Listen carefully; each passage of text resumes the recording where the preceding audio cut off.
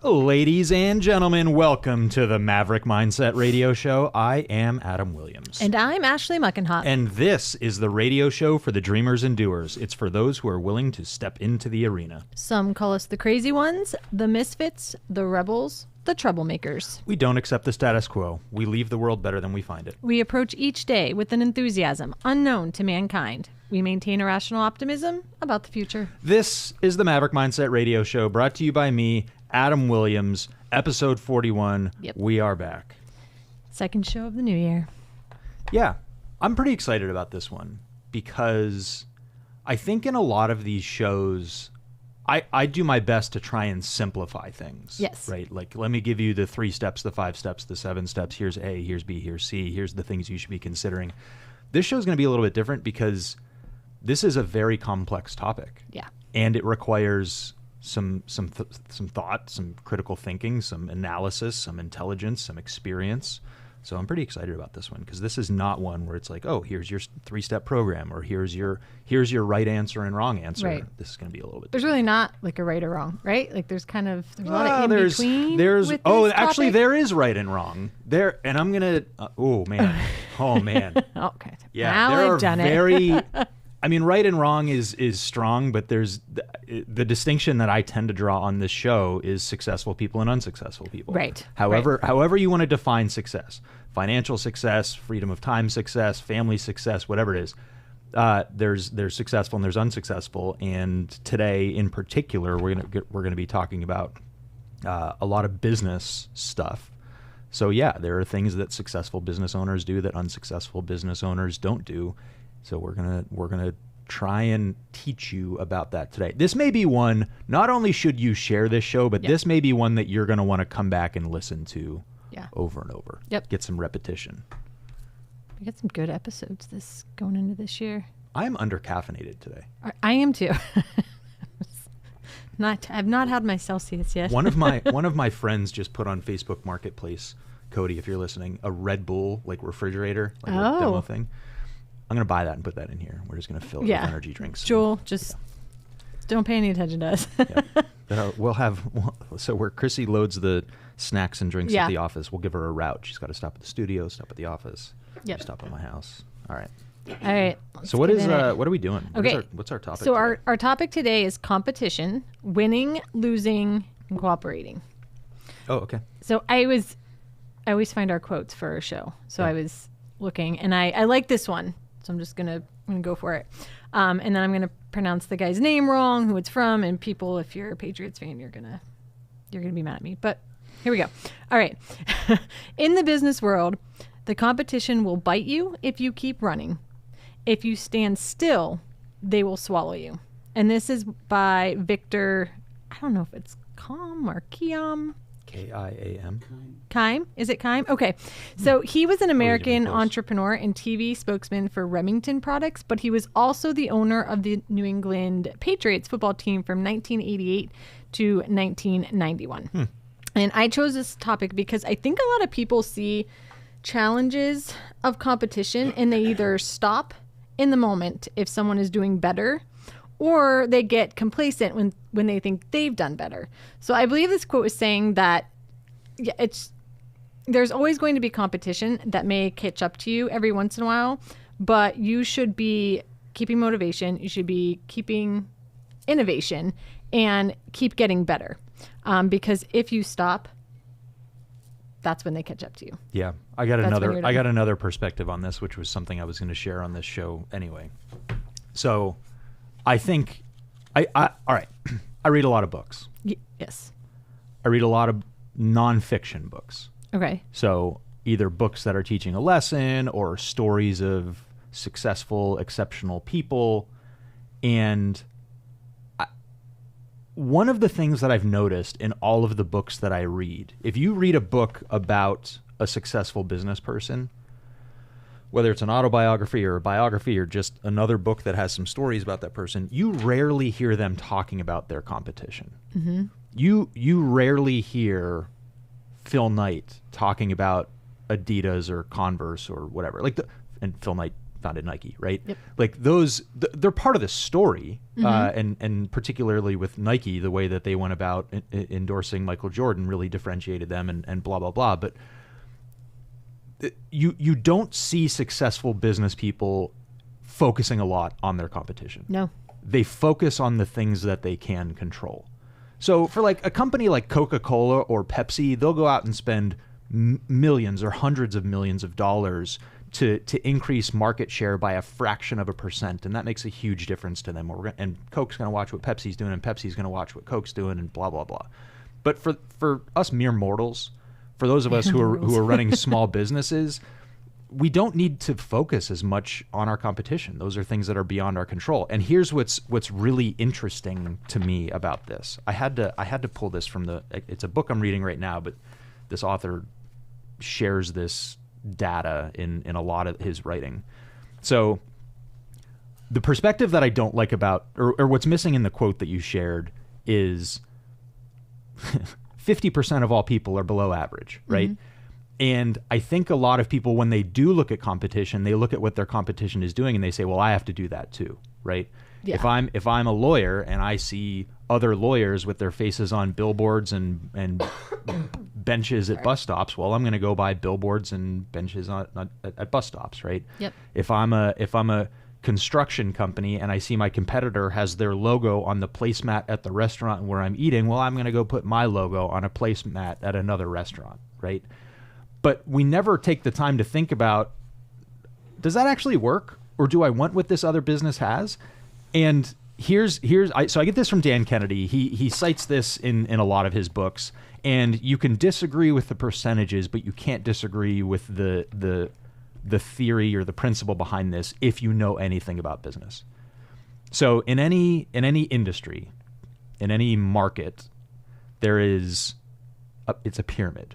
Yeah.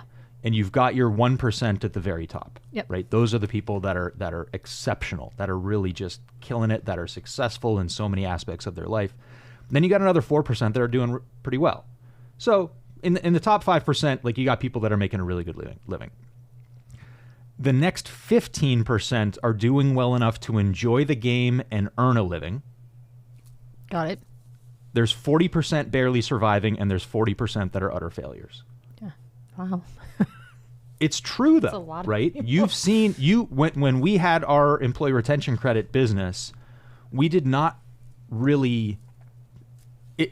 Our market segmentation didn't require us to go after the most successful businesses, right? The criteria for that program was, did you have enough employees to make this worthwhile for us to file for you? But we had profitable businesses, we had unprofitable businesses, we had growing businesses, we had declining businesses. And I think if you looked at the portfolio of those companies that we helped get the employee retention credit, you could see that. Mm-hmm. 80%. 80% are barely surviving or they're utter failures. Which means in your industry, if you do what most of your competitors are doing, you're going to be barely surviving or an utter failure. Well, didn't you say this last week? It was toward the end of the show, and you're like, take a look at what everyone around you is doing and do the opposite. I don't remember if that was during the show or when we were recording promos. Oh, maybe. But that's I say that all the time. Yep. And people think it's, well, Adam's just being contrarian, but I mean, to some extent I am, and there's a reason for it. It's really because most of your competitors and most of the businesses in your space and those business owners are broke, are struggling, are miserable. And I'm telling you that from experience. Yep. So, they say the if you want a clear path to being average, do what average people do. But the reality is the things that the people are doing at the top 5% of your industry, the ones that are actually making money, even what the are top they doing 20% differently? What are they doing differently? Yeah. Right. And I think that's what a lot of people don't get. You can look at businesses that you recognize their names in their community. And part of the reason for that is because of the way that they market and advertise things. And the reason that they can market and advertise is because they're successful, right? They have the money to do that. Well, I can't, in my business, go out and take TV ads and radio ads and billboards and sponsor a whole bunch of kids' soccer teams just to get my name out there. Right. Most businesses can't afford that, right? Bigger businesses they can get into that branding, but for smaller businesses, we've got to be a little more targeted about it. So right? what's the secret? What are we missing? What is? You know what's funny? I met with a reporter yesterday, and he said, "What's your secret?" Yeah. And I said, "Dude, I don't have any secrets. I literally get on the radio once a week for an hour and share the entire playbook. Yeah. The secret is I'm willing to step up to the plate and keep swinging." Yeah. That's what I It's told all him. of this. Yeah. So, but I think for purposes of this show, I was actually thinking about that. It's my willingness to do things differently than everybody else is doing. It's my willingness to stick my neck out there and risk getting my head chopped off. Yeah, not being afraid to fail. Yes, knowingly. But Yeah. but again, that most people are actually setting themselves up to fail by doing what most other businesses do. Yeah, 80% of weird businesses. twist, isn't that? Like, you think I can't fail because this person over here is really successful at what they're doing, and if I do the same thing, I will be too. But if I do something different, I'm guaranteed to fail, and that's such a backwards way. Well, because you're looking at going to be and we've talked about this before. 80% of businesses fail in the first 5 years, right? Yep. Don't do what they do, but the risk of failure. We've talked about this on so many different episodes, is not really the risk of failure. It's the risk of what other people are going to think about me. Oh. So if I stick my neck out there and it doesn't go well, Now then it's everybody's going to be talking. I knew it wasn't going to work. 'cause What a dumb idea. The guy never took out a single billboard, and we knew that was never going to work for him. Yep. Right? Or, their law firm has a salesperson who's not an attorney. That will never work for them. Mm-hmm. Right? And if it didn't work, they'd be able to rub my nose in it. But it did work. And that's the end of that conversation. So yeah, Mic drop. So I think that's what a lot of people miss here. All right, holy crap, we jumped right into the show. Yeah, we did. We didn't even do the intro. Apparently I didn't need as much caffeine this morning. Although what I did, I told you this. I probably the most important thing I learned in 2024 was that you can get like coffee flavored or coffee adjacent protein powder. Oh, you were telling me and this. mix it with your coffee. So I've Yeah. got caramel latte protein powder In your coffee. that I mix with the coffee. Oh man. Whoever did that was brilliant. You know where I Whoever learned it? came up It with was that it was idea. at First Form headquarters. Oh, yeah. It was from, Andy Frisell and his team. You go to their coffee bar and there's a whole range of powders next to it, and then they got the little it's like a little hand mixer, little Yeah. spring on the bottom that spins around. So And they've become wildly successful in a industry that there are so many different industries out Yeah. there with that type of, the workout things and the protein powders and the supplements and all that, and they've done pretty well. yeah, fitness, consumer packaged goods, clothing, and you do. I listen to a lot of Andy Frisella. I'm in the coaching program. I listen to the podcast. Jackie listens to the podcast more than I do, but in the podcast I consume a lot of his content, and occasionally he talks about Nike. He wants to be bigger than Nike, right? So he does have a little bit of focus on his competition, but when I go and do you remember? It was the summer of 2023. Do you remember when I crashed 2 cars in 24 hours? Oh yeah, a deer, right? Yeah. And then the race car. And then the race car, Yes. The race car was completely avoidable. Yeah. Because I've been trained on how to drive a race car. Right. And one of the things that they tell you is the car goes where you're looking. So if you're looking at the wall, guess where you're going to end up. Yeah. If you're looking at the track, there's so many analogies to business. The farther ahead you can look on the track, the better you are, right? You're not looking at the apex of turn 1 when you're in turn 1. You're looking at where you need to exit so that you can apex turn 2, right?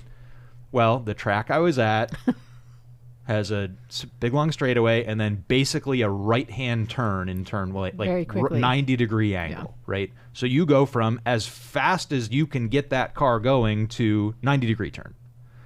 Well, where do I look? I was looking at the tire wall. And it's really far away, and there's a big stretch of grass between there, and I still have the video because I'm talking to myself and going, you idiot. You're going right where you were looking because you hit the grass and then you just spin and it's like, well, it's slow motion. There's going to be an impact and boom, there it is. And and then they had to come and tow me out, right?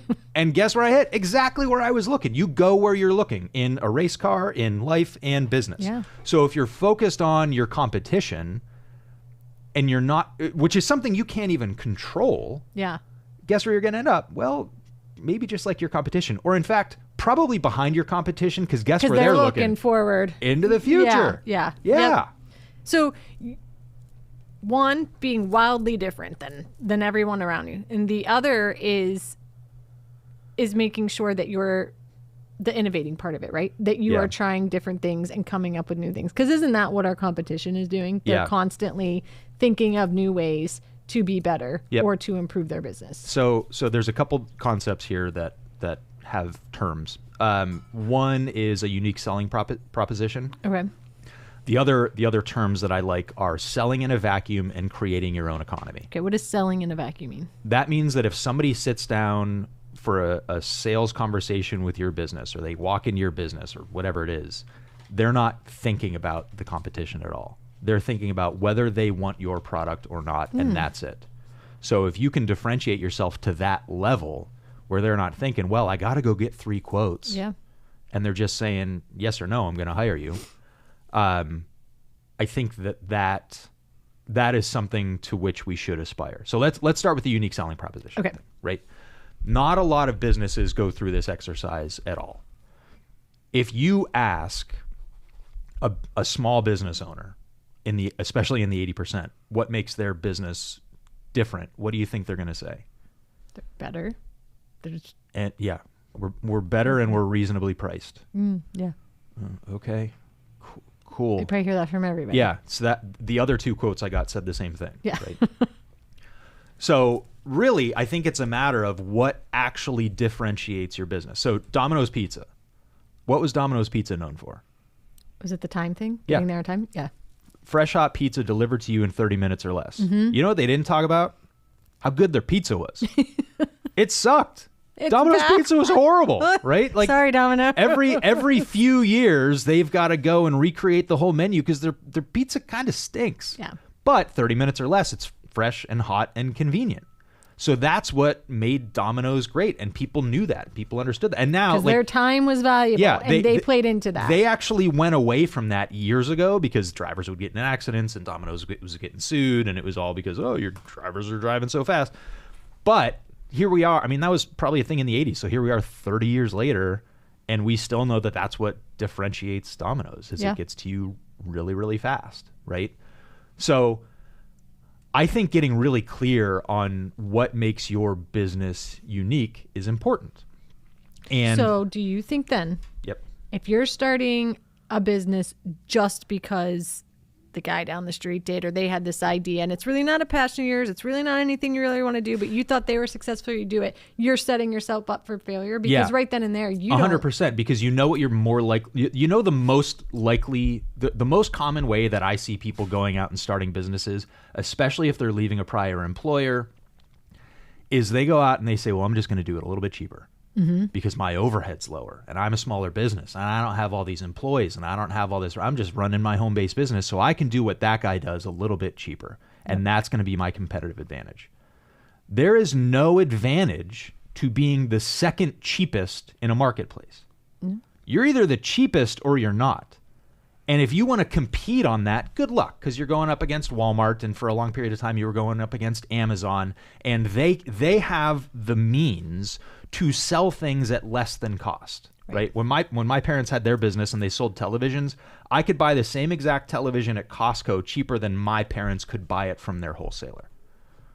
Because Costco says, well, if we get you in to buy a TV, guess what else you're going to buy? Yeah. 400 pounds of gummy bears, nine, a couch, and 19 pounds of frozen chicken fingers.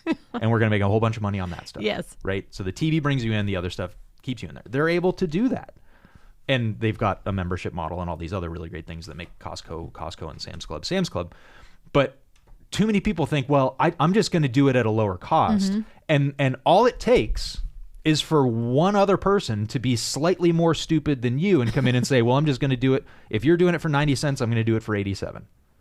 And it becomes a race to the bottom because the next person comes in and says, well, I'm going to do it at 85. And the person that was doing it at 90 is now like, well, now I'm going to do it at 80. Yeah. And guess what? It's a race to the bottom, and they're in the 80%. The 40% that are failing are the 40% that are struggling to even survive. But that's how most business owners look at it. They think they should be competing on price. You're much better off competing on what makes you unique. Yeah. It's something that you can What control. value you bring. It's the value that you bring. It's something that you can control. And in a lot of cases, it's something that can't be duplicated. Huh? You know what makes Pennywise different from most other accounting firms? Yes. You do. Yeah. That was rhetorical. We don't do bookkeeping. Mm-hmm. We don't do fractional CFO work.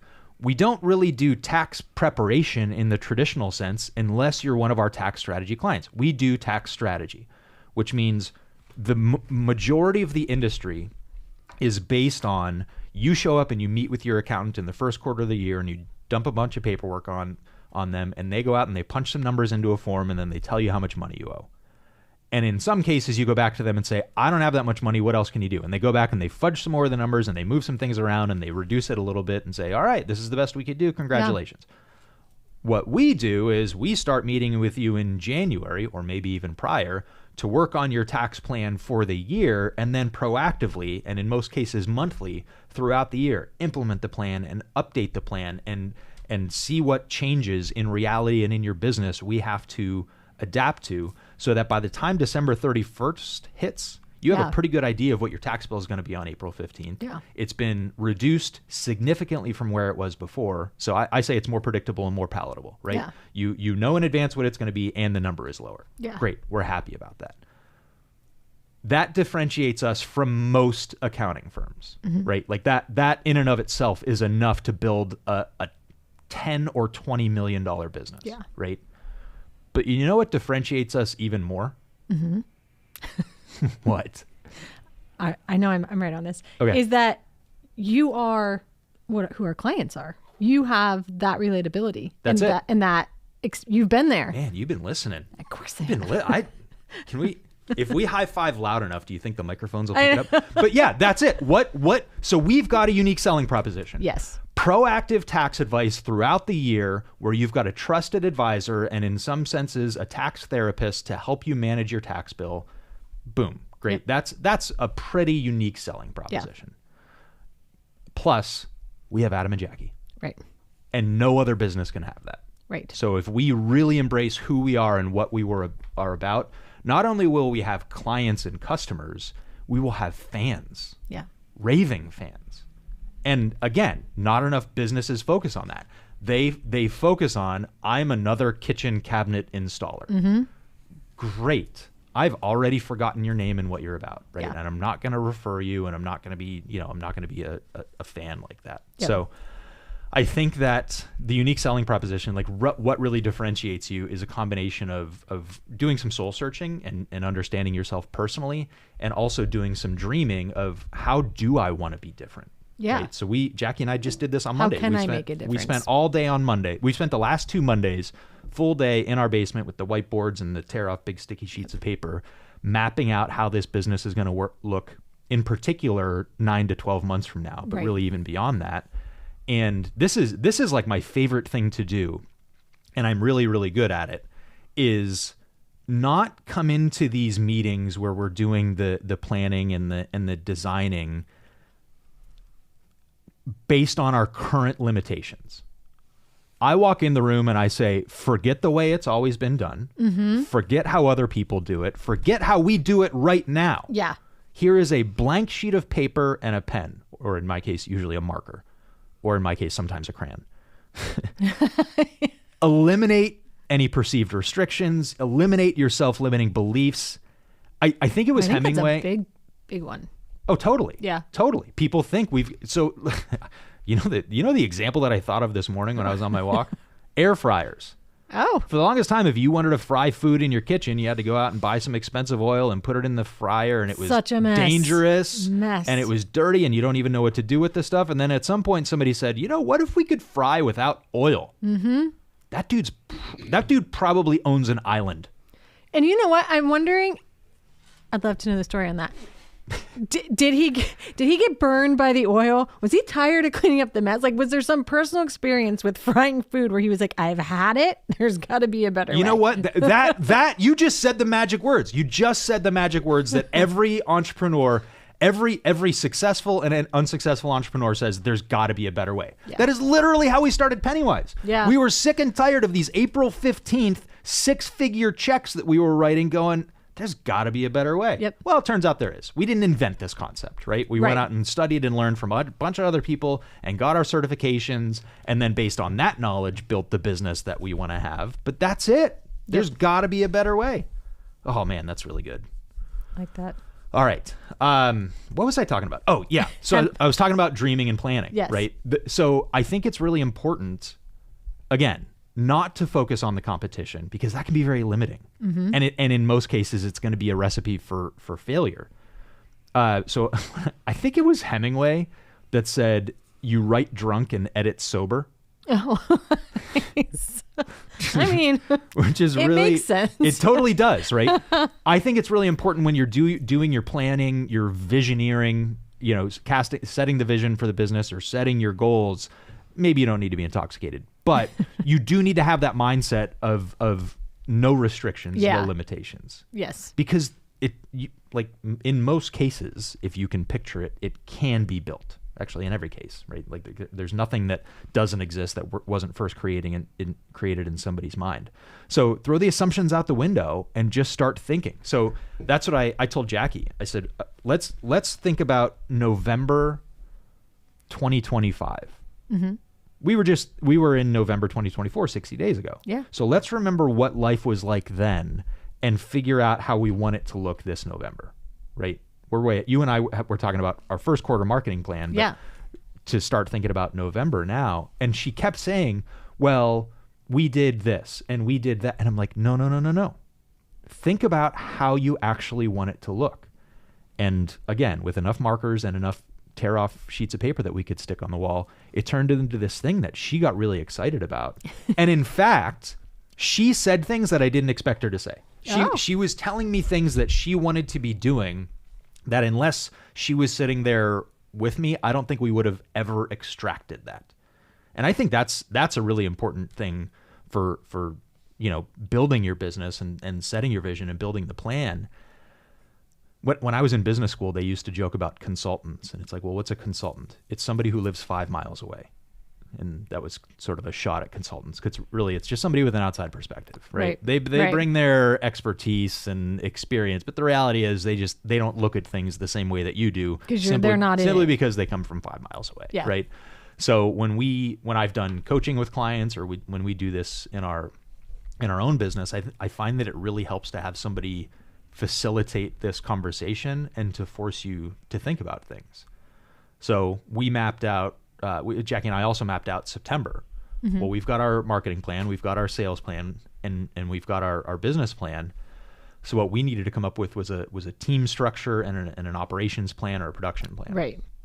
So we said, well, what if we hit September and we are on pace with our goals, what will the team need to look like? What do we want the team to look like? So we're taking our experience of growing the law firm. Yep. And we're taking our experience. I will never forget the moment we had the food truck and our employees just walked off because it was too busy. Taking my experience from the food truck, we're taking our experience from a Big Four accounting firm, and we're saying, okay, here's what we want this to look like. Right. Not necessarily copying any other model, but kind of just envisioning what we want it to be.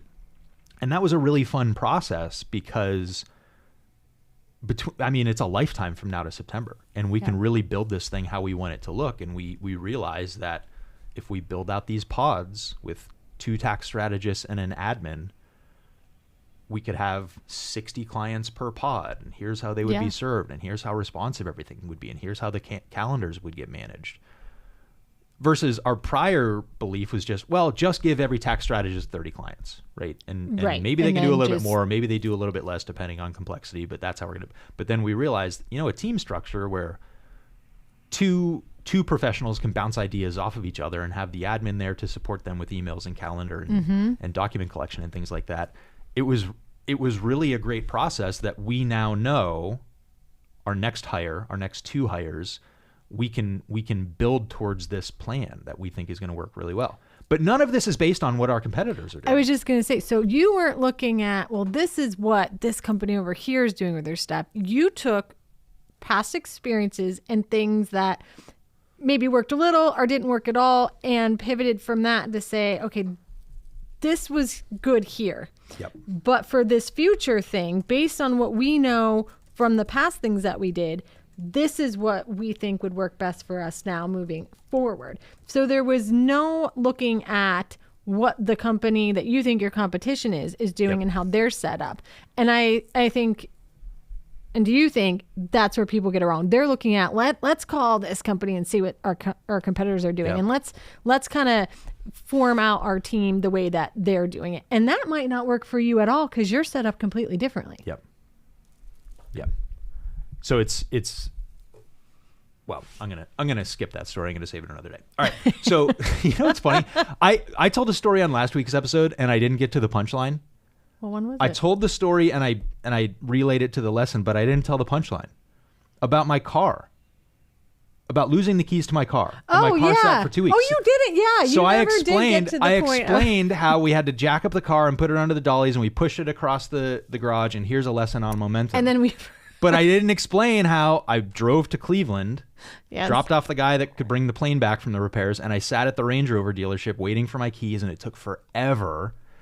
But I was like, I'm gonna leave the Volkswagen here. I'm gonna drive the Range Rover home because I haven't driven it in 2 weeks. So I sat there and waited for my keys, and I got home at 6:45 at night, and I'm just like tired and frustrated and discouraged. And I went upstairs to put on some comfy clothes, and I threw on this sweatshirt, and there, in the pocket of the sweatshirt, were my Range Rover keys that I had lost 2 weeks prior. And how ironic the day you get the new one. 5 minutes after I got home.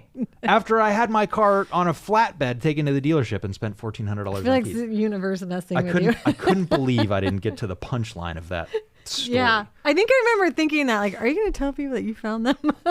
Yeah, I meant to. I just got so excited about jumping into the lesson that's where I got. Okay, so speaking of cars. Okay. I've been thinking about this a lot recently too. So I did a TED Talk years ago. At the TEDx, not actual TED. And it's pretty interesting to go back and listen to that. It has like 75,000 views on YouTube. But I was talking about beer, one of my favorite topics. And I was explaining the concept of the network economy. So when Thomas Edison invented the first telephone, it was useless. Do you know why? Because nobody else had a second one. That's it, right? Until the second telephone was invented, the first one didn't have any value. Yeah. And now, like actual telephones that you pick up and press numbers and it rings, think about the value of that. Like with enough effort, I can basically get in touch with anybody on the planet. Yes. Right? It's a hugely valuable thing. Yes. We're doing it now with the webinar that we're doing on the 29th.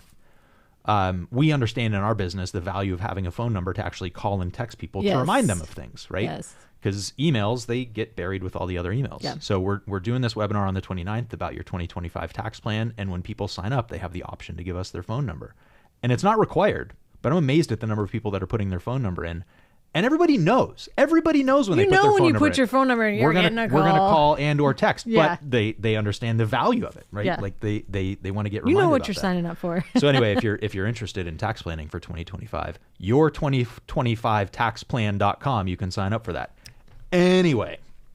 And just to plug it a little bit, next week we have Jackie as a guest on our show, and we're going to dive more into that. So, get ready for next week. Yeah, we'll be talking about taxes next week. I'm excited about that. And then on the 29th, 2 weeks from today, your2025taxplan.com. All right. Yep.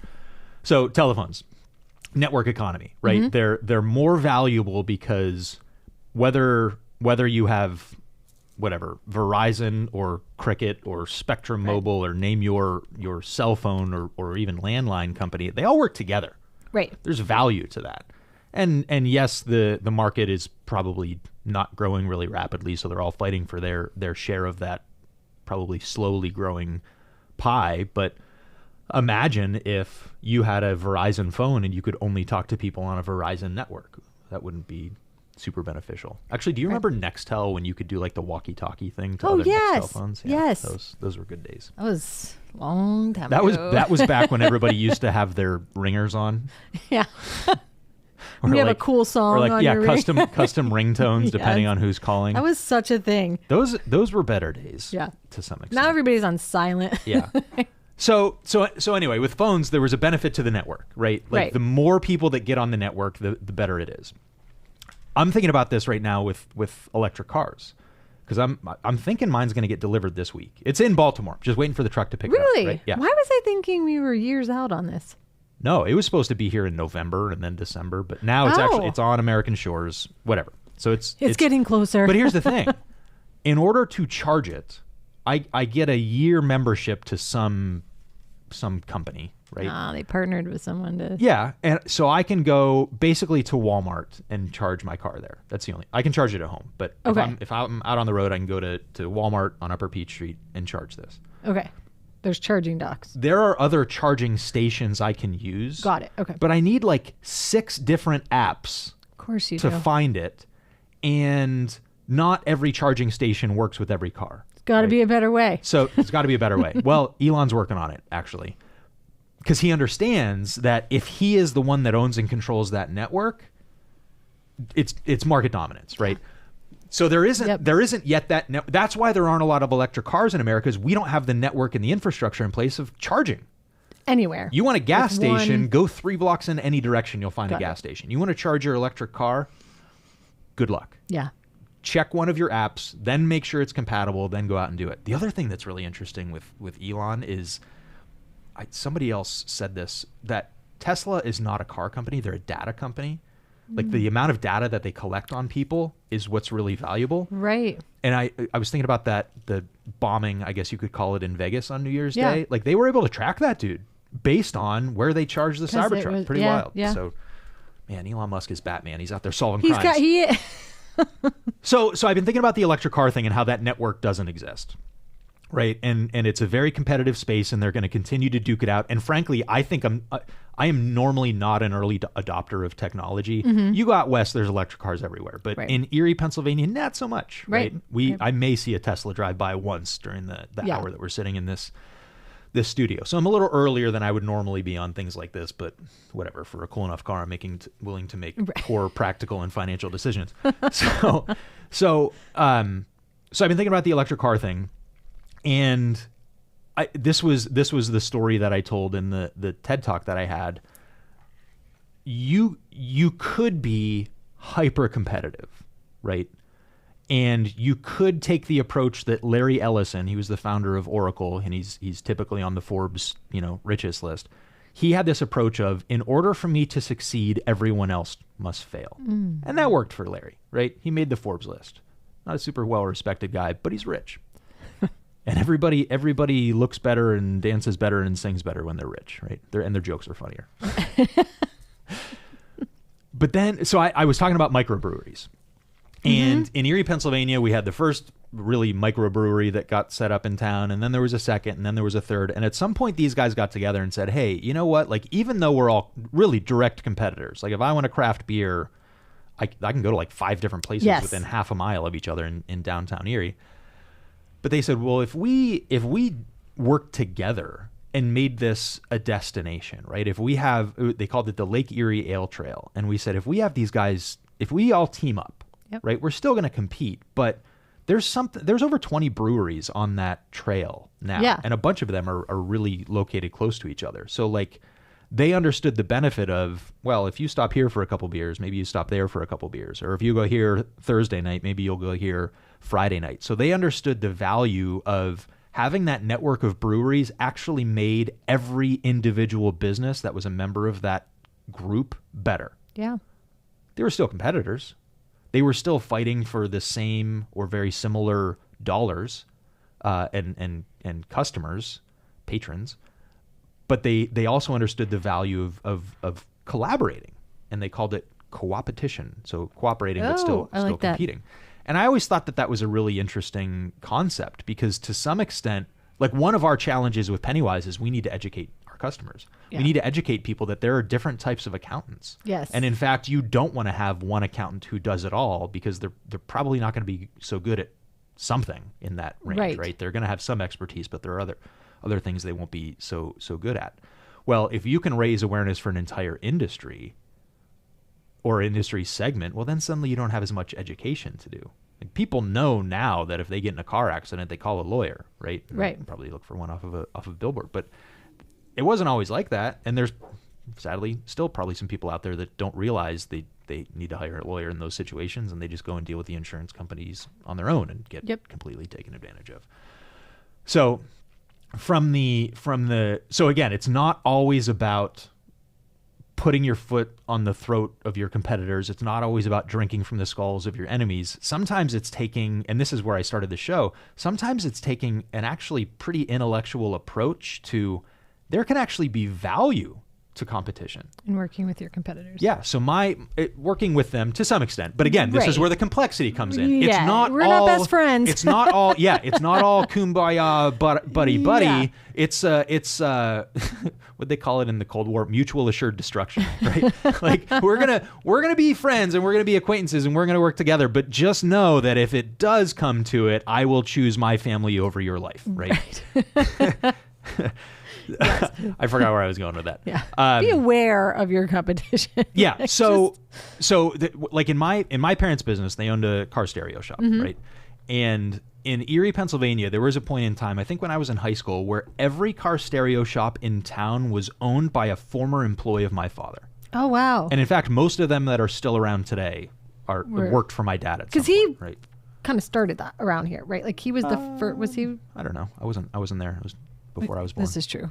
But he was definitely, actually, I know he was an early adopter, because he worked for a business in Cleveland. And I want to say it was when the CD player came out. He told his boss, we should get on this. And his boss was like, nope, tape players are fine. Well, see you later. So there was a point in time that was the reality, right? And there was competition, and people would jump from shop to shop to shop. But there was also a benefit to it, because there were certain customers that my parents didn't want. Okay. And they would send them to the competitors. And some of the competitors were more than happy to serve those customers, and they understood their place in the market. We do the same thing with Pennywise. Mm-hmm. There are people that we either really can help, or we want to help and maybe can't, and they need some sort of different service. Like, we do not accept every client that comes through the door. Because people hear that and they're like, you would turn away money? You would turn away customers? Every day. You turn away clients? Every day. Right. Like that, again, such a backwards way, and people see that. They're like, what? Like, how could you do that? But there's a benefit to that. Yeah. You don't have to take we should do a whole show on firing customers. Yeah, seriously, because it's something that not enough people do. Yeah. The mindset for most business owners is, even though I mow grass for a living, this person did ask me to clean out their gutters. Well, that's money. I'm going to go do it. Well, now I need to go get a bigger truck and a ladder and garbage bags and buckets and all this stuff that I didn't have. And here I could be out mowing lawns and doing being a better really job good at it. Yeah, exactly. Yeah. Okay. And now that I'm done cleaning out their gutters, they want their front door repainted. Well, I mean, I'm here and my clothes are already dirty. I might as well drive to the paint store and get some sandpaper and paint and a brush and paint their front door, right? That's how a lot of entrepreneurs think. And there's value to that, right? Like that. It's hard to teach that hustle mindset to employees that have an employee mindset. Right. So there's a balance there for sure. But again, in our business, we're pretty intentional about who we want to serve and the services we want to offer them. Right. There are probably 50% of our clients are asking us to do their bookkeeping. Yeah. No thanks. Well, I know that there are people out there that if you're good at bookkeeping and you want to start a bookkeeping business, I got 50 clients I can send your way. Yeah. Right? I may need to be a partner in that business, but I don't want to start it. So yeah, I mean that's a good example of like, yeah, we know what we're about and we're going to stick with that. And I think a lot of entrepreneurs don't focus on that, don't do a very good job. So you can give to your competition. Totally. Yeah. It's not always about taking. So that's part one, is they will help clients and customers or patients that I don't want to work with. But to some extent, and again, this is where some balance, I don't even know that it's balance, but I think it's awareness comes in of, I also know my competition makes me better. Yeah. You know how many tax strategists I follow on social media? And then the more you interact with them, the more you see other ones. And I see what some of these guys are doing. And most of the time I go, good luck with that. But every now and then I go, dang, like this is causing me. This happened. I will never forget January 21st, 2023. Okay. Do you remember what we started on January 21st, 2023? The ERC. Nope. 2023. 2023. Yep. Oh boy. No. Project 300. Oh gosh, the big poster. Do you remember that? Yes. Yes. So I got wind that one of our competitors was going to launch basically a referral program. Yes. Right. And they're a bigger company and they have better resources and they've got a longer reputation. But what they didn't have was my anger when they announced that. Yeah. Because they entered this market after us. They took things from us and I let it go because I tend to think there's abundance and there's more than enough clients out there, and trust me there are, and there's more than enough money out there, and trust me there is. But they said that they were going to go even harder into this market. And the next day I walked into the office and said, we are launching this program. Yeah. So the good news is, even though they were bigger and had more resources and more not a more experienced team, but a more robust team, what they didn't have was our ability to move fast. Correct. So I said, we're going to go out and sign up 300 clients. I was pissed. I was not in a good space. No. I wasn't hyper focused on the competition, but I was aware of what they were doing and I allowed it to motivate me. Mm-hmm. And you know what happened, Ashley? We only signed up 121 clients. Was that the number? Do you remember what the number was? It was around there. Okay. But listen. That was 121 clients we didn't have before. You ready? 121 clients at an average case value of $25,000. Mm-hmm. That was $3 million of revenue. Yeah. Because I saw what my competition was doing and it made me angry enough to move and to jump into action. Yep. And it brought us another $3 million of revenue. Now, some people would have looked at that and said, well, that was a loss. That was a loss because you had this number, you didn't hit it. But it really wasn't. That's because had we not even had 121 out of 300 is such a failure. Yeah. Yeah. Yeah. They didn't do what they said they were going to do. Yeah. They had this big goal, and but what people miss is that that motivation, you coming into that day, without that, we may not have even got that 121, right? Because it inspired everybody to push. Yeah. We built a system. We built a program. We had our policies and our procedures and our checklists and our scripts. We had a tracking mechanism. We had that big poster on the wall. Yes. I mean that I should write a whole book just on that one project where we went for 300 and only got 121, but it was $3 million of revenue. Yeah. Oh, that was good stuff. But that's the whole point is I didn't focus on what they were doing. I didn't pay a lot of attention to how they were doing it. I said, "Oh, they're doing this. I'm going to beat them to it." Right. And it benefited us in that instance. Now, if I was still looking at what they did, I watched the same competitor build a very similar business to ours, and they have a whole lot of upset customers and a whole lot of upset former vendors and employees. Mm-hmm.